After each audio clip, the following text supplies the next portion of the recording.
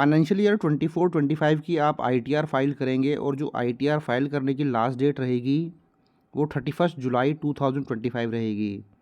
तो ITR file करने से पहले किस तरीके की तैयारी आपको कर लेनी है, कौन कौन से डॉक्यूमेंट्स आपके लिए ज़रूरी हैं, वो इस वीडियो के अंदर मैं आपको बताने वाला हूँ। चलिए वीडियो के अंदर हम डिटेल में चलते हैं।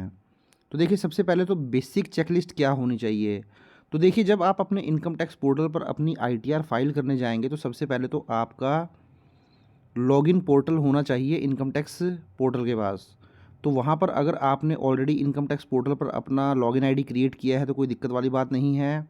अगर आप फर्स्ट टाइम आईटीआर फाइल करने जा रहे हैं तो आपको वो लॉगिन आईडी बनाना पड़ेगा। अब वो लॉगिन आईडी आप कैसे बना सकते हैं, कैसे आप रजिस्टर कर सकते हैं इनकम टैक्स पोर्टल पर, उस पर मैंने ऑलरेडी डिटेल्ड वीडियो बनाया है। वीडियो का लिंक आपको नीचे डिस्क्रिप्शन में मिल जाएगा, आप जाएँ और देख लें। तो सबसे पहला जो आपको काम करना है वो यही करना है कि अगर आप फर्स्ट टाइम आईटीआर फाइलर हैं तो अपना लॉगिन आईडी पहले क्रिएट कर लें।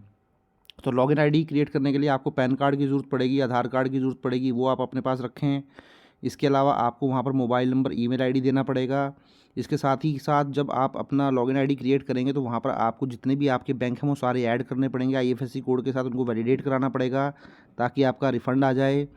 और साथ ही साथ आप ये भी ध्यान रखें, जब आप अपनी आईटीआर फाइल करने जाएँ, अपना इनकम टैक्स का पोर्टल क्रिएट कर लें, तो इनकम टैक्स पोर्टल क्रिएट होने के बाद उसी इनकम टैक्स के पोर्टल पर आपको अपना 26AS, annual information statement AIS और tax payer information summary TIS भी डाउनलोड कर लेना है। क्योंकि जैसे ही आप 26AS डाउनलोड करेंगे वहाँ पर आपको अपनी पूरी जो भी TDS की डिडक्शन होगी उसकी डिटेल नज़र आ जाएगी। एनुअल इन्फॉर्मेशन स्टेटमेंट के अंदर आपको जितने भी आपके ट्रांजैक्शन है, चाहे वो आपका इंटरेस्ट आया हो आपके बैंक में, सैलरी आई हो, कोई कैपिटल गेन हो, सारी इन्फॉर्मेशन आपको वहाँ पर नज़र आने वाली है। तो सबसे पहले तो ये बेसिक चेकलिस्ट आप ध्यान रखें और इनकम टैक्स पोर्टल पर अपने आप को रजिस्टर ज़रूर करवा लें। उसके बाद देखिए, दूसरा काम जो आपको करना है, अगर आप एक सैलरीड पर्सन हैं तो अपने एम्प्लॉयर से अपना फॉर्म 16 या आप बोल सकते हैं सैलरी सर्टिफिकेट जो है वो कलेक्ट कर लें। तो फॉर्म 16 आप कलेक्ट कर लेंगे। अगर सपोज़ करें आपका फॉर्म 16 आपका एम्प्लॉयर आपको प्रोवाइड नहीं करता है तो आप क्या करें, आपके पास जो सैलरी स्लिप है उस सैलरी स्लिप की 12 महीने का टोटल कर लें, वही आपकी सैलरी मानी जाएगी, वही आप अपनी इनकम टैक्स रिटर्न के अंदर दिखा दीजिए।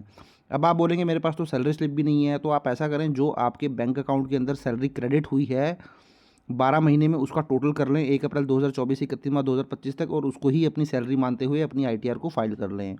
इसके अलावा देखिए, फॉर्म 16A जिसको हम TDS सर्टिफिकेट भी बोलते हैं, तो जनरली फॉर्म 16A या TDS सर्टिफिकेट होता है उस केस में जहाँ पर TDS की डिडक्शन आपकी हो जाती है अदर देन सैलरी। तो सैलरी के केस में तो आपने देखा था फॉर्म 16 आपको आपका एम्प्लॉयर दे देगा, बट अगर आपका सैलरी के अलावा भी कोई TDS कट जाता है, जैसे कि आपकी बैंक में एफडी थी, आपके बैंक ने आपका TDS डिडक्ट कर लिया, तो आपका जो बैंक है आपको TDS सर्टिफिकेट देगा जिसको आप बोलेंगे फॉर्म 16A। तो फॉर्म 16A देगा। अगर आपको रेंटल इनकम आती है, आपके टेनेंट ने कोई TDS डिडक्ट किया है तो वो आपको फॉर्म 16A देगा। सिमिलरली आपकी कोई कमीशन वगैरह है LIC से तो आपको फॉर्म 16 मिल जाएगा। इसी तरीके से देखिए, जो फॉर्म 16 होता है अदर देन सैलरी, कहीं पर भी आपका TDS कटा होगा तो इसकी बहुत ज़्यादा लंबी लिस्ट हो सकती है, तो वहाँ से आप अपना फॉर्म 16A भी जरूर कलेक्ट कर लें।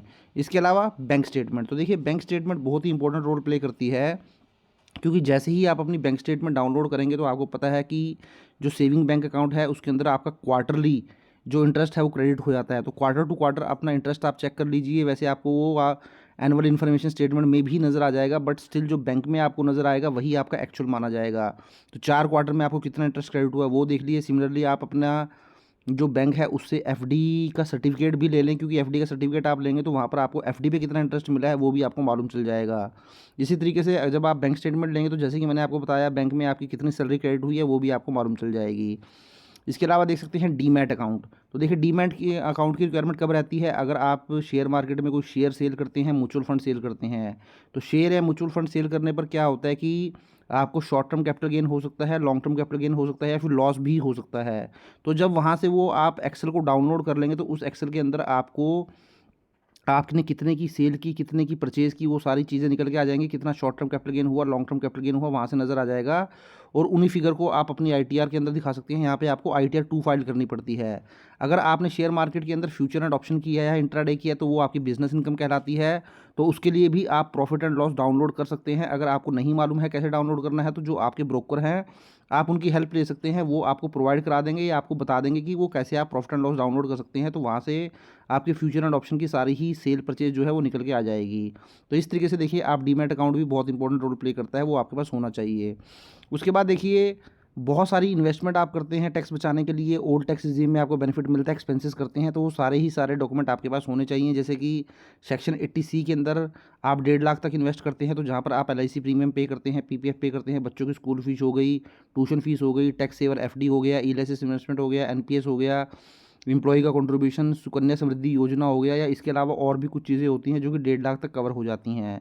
तो सारे ही डॉक्यूमेंट्स अपने पास रखिए। देखिए मैं आपको ये नहीं कह रहा हूँ कि ये सारे डॉक्यूमेंट्स आपको ITR फाइल करते हुए अपलोड करने पड़ेंगे। जब आप ITR फाइल करते हैं तो आपको एक सिंगल डॉक्यूमेंट भी वहाँ पर अपलोड नहीं करना पड़ता है, बट स्टिल अगर ये सारे डॉक्यूमेंट्स आपके पास होंगे तो आप एक्यूरेटली और सही तरीके से आप सारी इन्वेस्टमेंट या सारी ही जो भी फिगर आप मेंशन कर रहे हैं अपने इनकम टैक्स रिटर्न के अंदर, वो आप वहाँ पर फिल कर सकते हैं। इसके अलावा सेक्शन 80D के अंदर मेडिकल इंश्योरेंस आप कराते हैं, उसका बेनिफिट मिल जाता है 25,000 तक का। 80E के अंदर आपने कोई एजुकेशन लोन लिया है, उसकी इंटरेस्ट की पेमेंट करते हैं, उसका बेनिफिट मिल जाता है। सेक्शन 80G के अंदर डोनेशन देते हैं, JGC के अंदर आप पॉलिटिकल पार्टी को डोनेशन देते हैं, उसका बेनिफिट मिल जाता है। इसके अलावा और भी बहुत सारे सेक्शन होते हैं, जैसे 80U तक होते हैं ये, तो कहीं और भी आपने इन्वेस्टमेंट किया है तो वो आप जो है बेनिफिट ले सकते हैं। इसके अलावा अगर आपने हाउस रेंट की पेमेंट की है तो HRA की जो रिसिप्ट होती हैं वो आप अपने पास रखें, जहाँ पर जो है साइन एंड स्टैम्प किए जाते हैं टेनेंट और ओनर के द्वारा, दोनों के द्वारा ही, तो वो आपके पास होनी चाहिए। इसके अलावा आप देख सकते हैं फर्दर होम लोन सर्टिफिकेट। तो देखिए अगर आपका कोई घर का लोन चल रहा है तो आप अपने बैंक से होम लोन सर्टिफिकेट जो है कलेक्ट कर लें 31 मार्च के बाद, क्योंकि उसके अंदर आपको पूरा ब्रेकअप मिल जाएगा EMI का कि आपका टोटल प्रिंसिपल अमाउंट कितना गया है, क्योंकि प्रिंसिपल अमाउंट का बेनिफिट आप सेक्शन 80C के अंदर ले लेंगे अप टू 1.50 लाख तक। और इसके साथ साथ आपने इंटरेस्ट कितना पे किया है, तो इंटरेस्ट का बेनिफिट आप सेक्शन 24 के अंदर ले लेते हैं, जहाँ पे आपको 2 लाख रुपए तक की इंटरेस्ट की छूट भी मिल जाती है। इसके अलावा देखें सेल ऑफ प्रॉपर्टी, अगर आपने कोई प्रॉपर्टी सेल की है तो वहाँ पर भी आपको कैपिटल गेन हो जाता है, शॉर्ट टर्म लॉन्ग टर्म हो सकता है। तो उसके लिए भी आप जो है जो भी आपकी प्रॉपर्टी के डॉक्यूमेंट हैं, सेल की कोई रजिस्ट्री है, एग्रीमेंट ऑफ सेल है, वो अपने पास रखें, बैंक स्टेटमेंट रखें, कितना पैसा आपके अकाउंट में क्रेडिट हुआ है, ताकि आपको अपनी ITR फाइल करने में दिक्कत ना आए। इसके अलावा देखिए ये कुछ पॉइंट थे जो मैंने आपके साथ डिस्कस किए, जो कि कुछ बेसिक चीज़ें आपको ध्यान रखनी है। ITR को फाइल करने से पहले ये डॉक्यूमेंट जो है कलेक्ट करके रखें, अपने पास रखें, ताकि जब आप ITR फाइल करने जाएँ या किसी से करवाने जाएँ, क्योंकि अगर आप एक CA से भी ITR फाइल करवाने जाएंगे तो वो भी आपसे ये सारे ही डॉक्यूमेंट्स को डिमांड करेगा, इसके बेस पे ही वो ITR फाइल करेगा। तो आपको अपने CA को भी इनकी फ़ोटोकॉपी जो है प्रोवाइड करनी पड़ेंगी। तो इसलिए सारे ही डॉक्यूमेंट्स अपने पास प्रिपेयर करके रखें ताकि ITR फाइल करते हुए आपको दिक्कत ना आए। तो आई होप वीडियो आपको अच्छा लगा होगा। वीडियो अच्छा लगा तो उसको लाइक करें, शेयर करें, और चैनल पर फर्स्ट टाइम विजिट किया है तो चैनल को भी जरूर सब्सक्राइब कर लें। Thank you very much, have a nice day, take care.